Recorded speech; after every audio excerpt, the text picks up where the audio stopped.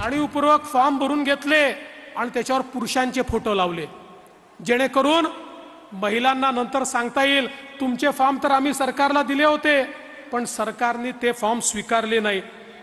काही ठिकाणी तर मोटरसायकलचे फोटो लावले, कोणी बगीचाचे फोटो लावले।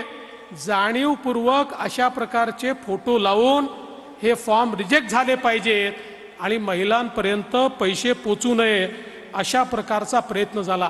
आपल्या पोर्टलवर मोठ्या प्रमाणात जंक डेटा त्यांनी टाकला, जेणेकरून हे पोर्टल स्लो झालं पाहिजे, हे पोर्टल बंद पडलं पाहिजे।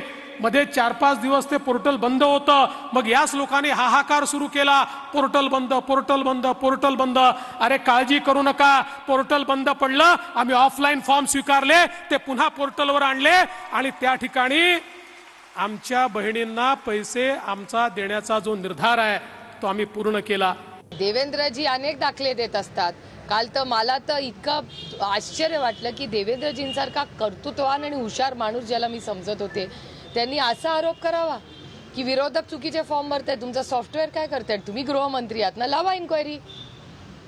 म्हणजे या राज्याच्या गृहमंत्र्याला माहितीच नाही चुकीच्या घटना कुठे होत आहेत आणि त्यांनी अपने घर में झाके देखो, तुमच्या चॅनलवर आज बातमी आली आहे की ज्या नागपूरमधून ते निवडून येतात तिथल्याच पोलीस स्टेशनवर जुगार खेळला जातोय। मी म्हणत नाही, चॅनल म्हणतात।